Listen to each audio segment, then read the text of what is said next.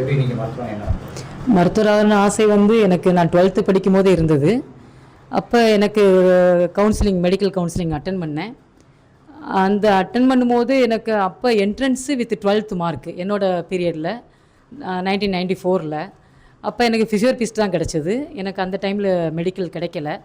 அந்த ஆசை நிராசையாகவே இருந்துகிட்டு இருந்தது. இப்போ நீட் எக்ஸாம் வந்ததுனால எனக்கு அது ஒரு ஆப்ஷனாக தோணுது. என் டாட்டர் படிச்சுட்டே இருந்தாங்க, என் பொண்ணு நீட்டுக்காக படித்தாங்க.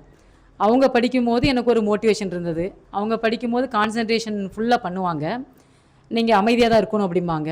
சரி, அப்போ நம்மளும் கொஞ்சம் படிக்கலாமே, நம்மளுக்கு இது ஒரு வாய்ப்பு இருக்கே அப்படின்னு சிந்திச்சப்போ இந்த ஒரு வாய்ப்பை தேடினேன். இப்போ என்ன பண்ணிட்டு இப்போ நான் ஃபிசியோதெரபிஸ்ட்டாக இருக்கேன் சார். எஸ். இப்போ இந்த சீட்டு போகும் சீட்டு உங்களுக்கு கிடைக்கிறது பார்த்தீங்கன்னா இல்லை சும்மா போய் பார்ப்போம் அந்த அப்படின்ற மாதிரி இந்த சீட்டு கிடைக்கும்னு எதிர்பார்த்தேன் சார். எனக்கு கொஞ்சம் 6 மாதம் அதுக்காக நான் படித்தேன். பாப்பாவோட புக்ஸு கொடுத்தாங்க. அந்த புக்ஸை வந்து தரவாக ஒரு டெய்லி ஒரு 6 மணி நேரம் இதுக்காக செலவழித்து படித்தேன். அதோட வேல்யூஷன் தான் இந்த அளவுக்கு வந்திருக்குன்னு நினைக்கிறேன் சார். உங்களுக்கு சீட்டு கிடைச்சது நெகட்டிவ் கமெண்ட்ஸும் அந்த மாதிரி வரும். எஸ். இதெல்லாம் எப்படி நீங்கள் பார்க்குறீங்க? அதை நம்ம யோசிக்கக்கூடாது சார். நெகட்டிவை வந்து நம்ம யோசிக்கக்கூடாது, பாசிட்டிவான வே தான் போகணும் சார். நெகட்டிவ் பண்ணோன்னா நம்ம மனசு உடஞ்சி போயிடுவோம். அது நம்மளுக்கு தேவையில்லை. நம்ம இன்னும் 6 வருஷம் படிக்கணும் சார்.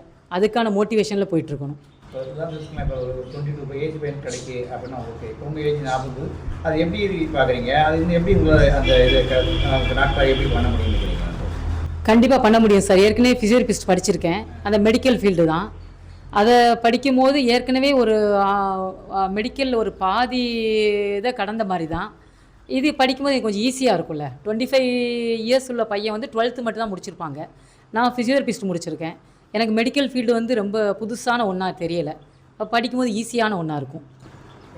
ஒரு கட் ஆஃப் அப்படிங்க போகும்போது மார்க் கம்மியாக எஸ் பார்க்குற பார்வைக்கு எப்படி எஸ் அது வந்து இருக்கும். எஸ். இதை வச்சு நம்ம எம்பிபிஎஸ் எப்படி படித்து சக்ஸஸ் பண்ண முடியும்? எப்படி எப்படி இப்போ இன்னும் படிக்க ஒரு 6 வருஷம் படிக்க வேண்டியது அப்படின்னு எப்படி?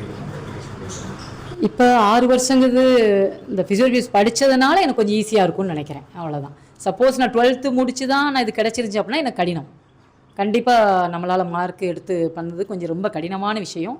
ஃபிசியோதெரபிஸ்ட்டு அந்த ஃபீல்டில் இருக்கிறதுனால எனக்கு கொஞ்சம் ஈஸி, படிச்சிருவேன்னு ஒரு நம்பிக்கை இருக்குது. இளைஞர்களுக்கு என்ன சொல்ல முடியும்? இப்போ இருக்கிற இளைஞர்களுக்கு நீட் எக்ஸாமுங்கிறது பெரிய கடினமான ஒன்றும் கிடையாது. சிபிஎஸ்சி சிலபஸ் தான். லைன் பை லைனாக படிக்கணும், புரிஞ்சு படிக்கணும். அதில் தெளிவான ஒரு புரிதல் இருந்ததுன்னா கண்டிப்பாக பாஸ் பண்ண முடியும். மனசு உடைஞ்சு கஷ்டப்படுற அளவுக்கு பெரிய கடினமான ஒரு பரீட்சை கிடையாது. ஈஸியான ஒரு பரீட்சை.